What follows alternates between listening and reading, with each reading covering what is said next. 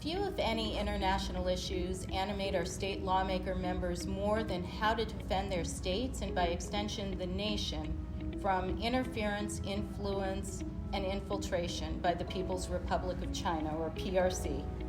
Whether it's how to protect vital infrastructure or agricultural land, or preventing PRC operatives from infiltrating governor's offices, as happened in New York during 2 gubernatorial administrations, or figuring out how to secure our vital supply chains. Our members are searching for answers and for good policies. Hi, I'm Carla Jones, Vice President of ALEC's Center for International Freedom.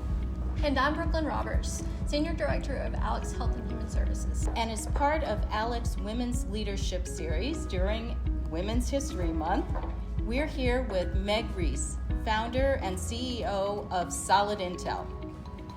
Meg is a non-resident senior fellow at the Atlanta Council, a fellow at the National Security Institution at George Mason University. You also work at University of Texas, Austin, and are on the board of the Foundation for American Innovation. And you were the National Security Advisor to former Utah Senator Mitt Romney. Welcome, Meg, and it's great to see you again. Thank you so much for having me. So let's start at the beginning. What is SolidIntel? What do you do? And why did you found it? Wow. SolidIntel is the first generative AI platform that we have been able to use these new cool AI tools available through the revolution of generative AI to finally have these very powerful open source intelligence, or we call them OSINT tools, to be able to understand how adversaries end up in our supply chains. So when I was working on the Hill, we started seeing that adversaries, especially China, were using different methods to end up infiltrating US supply chains.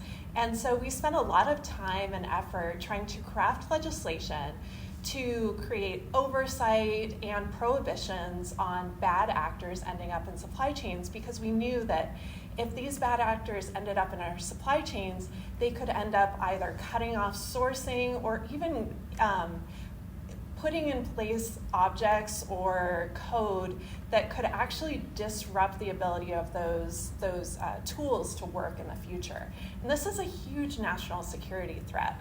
So I wanted to, for the first time ever, create a pretty low-cost tool to be able to help companies and the US government understand whether or not adversaries were ending up in their supply chains. And so that was the origin of SolidIntel.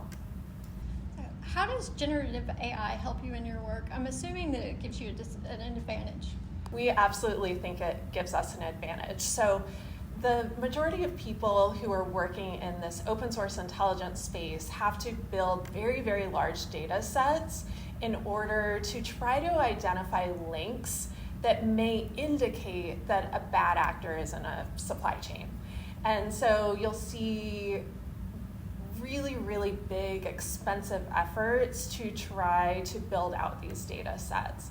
Generative AI kind of cuts that process off at the knees, because essentially what you can do for the first time ever is you can put in place some of these bigger data sets by buying or building them. So you do take base data, but instead of having to spend all your time building data sets, now you can create these AI agents that look for the specific pieces of data, and it just drives down the cost massively. And so what do I mean by that? So one of the things in DC that we started realizing is that not only are physical goods compromised, but there's also this problem with what's called foreign ownership, control, and influence. Basically, let's say there's a flashpoint over Taiwan.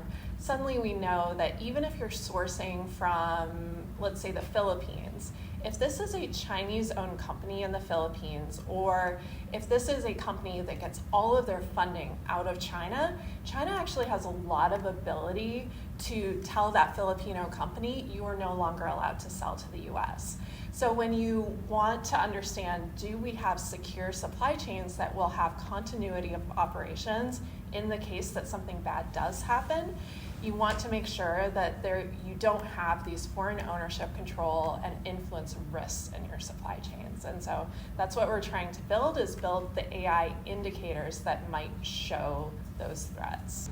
Are there certain types of products where de-risking is more important than others?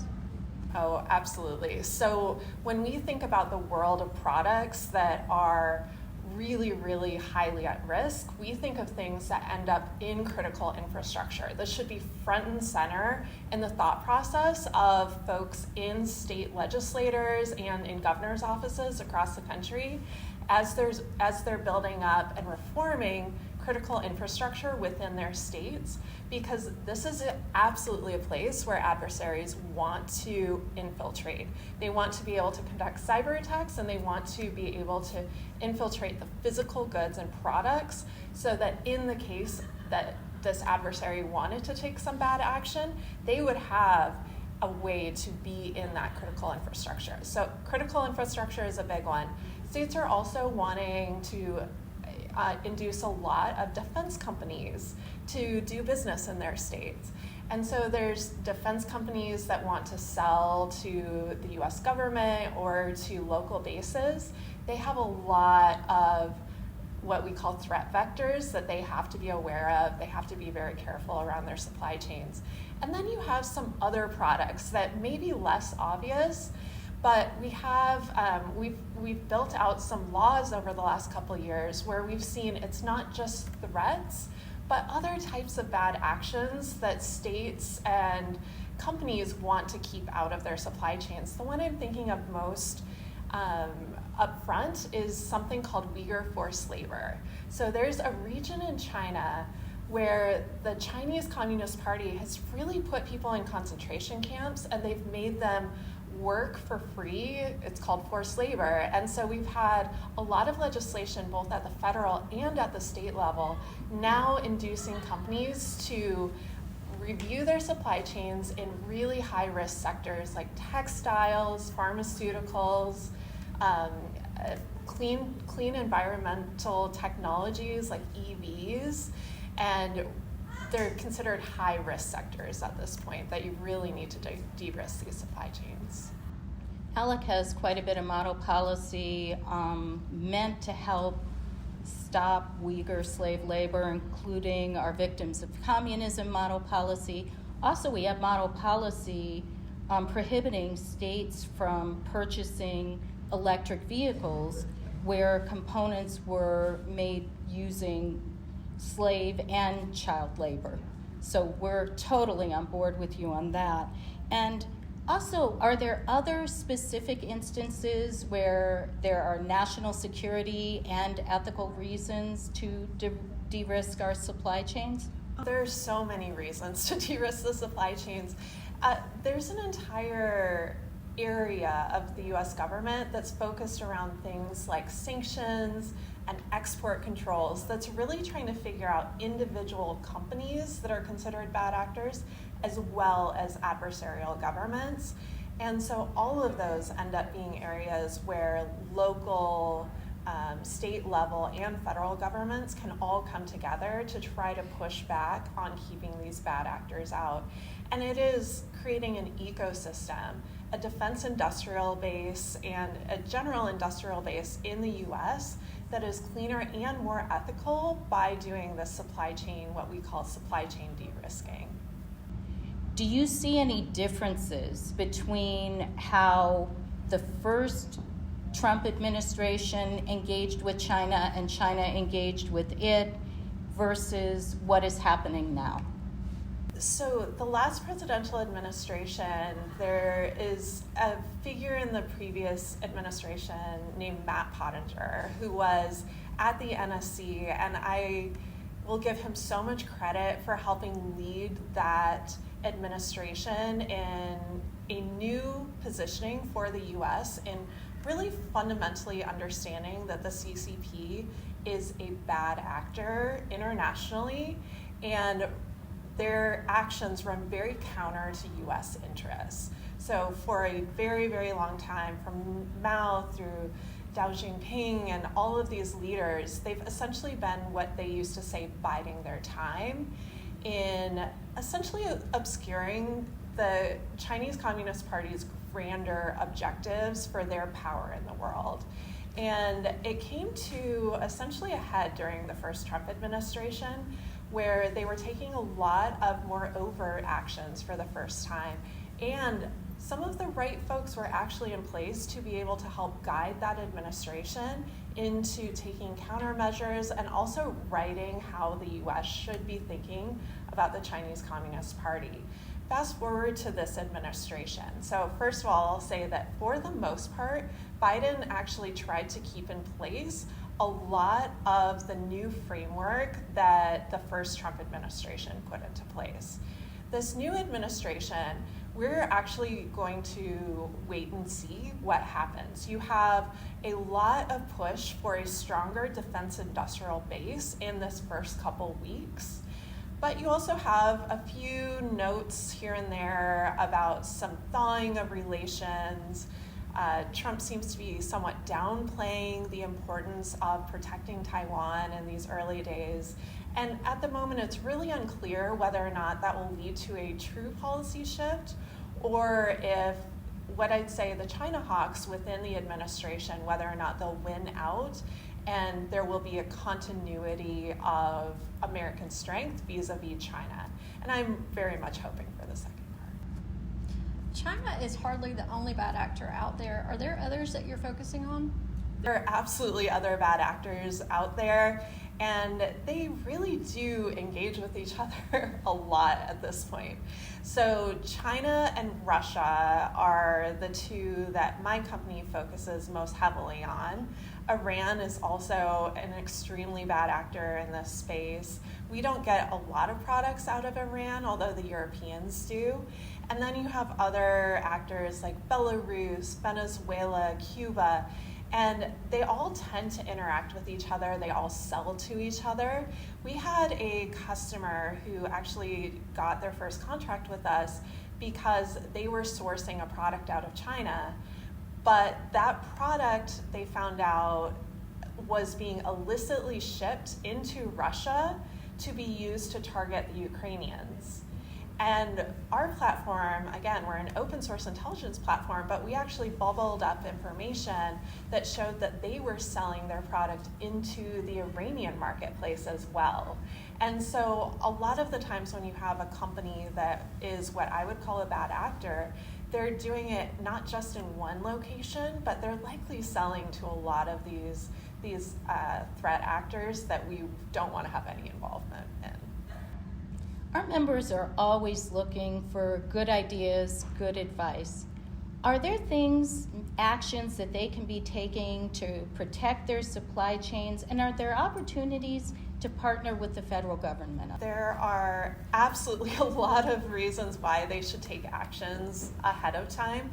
So when we talk to companies about what they should be doing, first of all, you can't walk around blindfolded anymore. I think if COVID taught folks anything, it's that these issues are not discrete.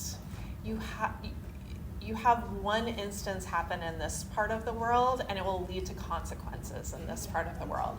So there's a time frame right now before anything bad is really happening in the world, where companies, where members, where states should be taking a lot of action preemptively to try to understand where they could have problems in the future, where they're sourcing from a market that could be shut off if something bad happened.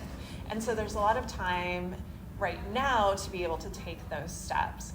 Now, how long they have is a question, and that's one of the reasons why the US government and the Senate and House are actually taking steps right now to try to force the issues. So they're putting in place laws and rules to try to push companies, to try to push sectors to take these de-risking moves right now. They haven't put up the largest amount of funding or anything like that to be able to work hand in hand with these companies. Right now, they're mostly dictates from on the Hill to say you need to take these steps. But there are a few programs popping up where, let's say you are a defense company and you want to work to create a clean supply chain for drones. There's now something called Blue UAS where they're helping work with these companies to make sure they have clean supply chains. And I suspect there will be more and more programs like that popping up over the next couple of years to really try to de-risk these areas. This morning, a pretty troubling article hit my inbox. It was talking about some of the collaboration with our partners on countering Russian hybrid warfare, that they were being suspended. I'm assuming we have a similar infrastructure vis-a-vis China, like countering China's gray zone activities. With what countries are we partnering to counter? So countering gray zone measures. So gray zone is below an armed conflict level, and it's usually even below like pure economic warfare most of the time. And there are a lot of mechanisms and general engagement with partners and allies around the world to do information sharing about what they're seeing happening in various locations, different things like that. One example is China loves to buy up ports. They love to get into these negotiations to buy ports, to buy mines in various countries, different things like that. And so you've seen a lot of efforts over the last couple of years to really try to push information sharing, both in the commercial and in the government sectors, so that the US, our allies, and folks around the world really understand how they're taking steps to exert influence in all of these different areas. And so we've been cooperating with folks. We actually took a lot of our model on Confucius Institutes and Huawei, not from our own internal experience, but we actually worked with our Australian friends who were at the forefront of pushing back against some of these things, even a couple years before we knew that it was a real problem. And so we've done a lot of learning, we've done a lot of discussing, sharing of information.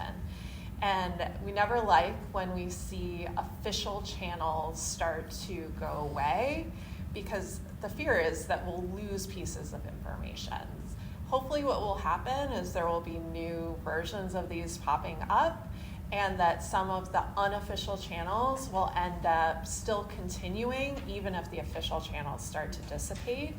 And it's absolutely necessary. So if anyone's listening to this, please continue your unofficial channels in the meantime, because we need to know this information. Well, before we wrap things up, is there anything else you'd like to share, Meg? I think you guys are doing a great job, and I think that the states are in such a strong position to actually be at the forefront of national security when it comes to a lot of these issues. We've been watching from the DC perch how states have been really at the forefront on pushing back against land grabs around military bases at the state level. And I think supply chains are really the next most obvious way of doing it. There's a lot of grants, there's a lot of money that's flowed into the states over the last couple of years, and we cannot allow adversarial governments to benefit from the generosity of the taxpayers to want to put their states in better positions. So I'm hopeful that as you guys pursue more legislative efforts, that this will really be one of the things that bubbles up, and there will be a lot of recognition to tackle the issue now.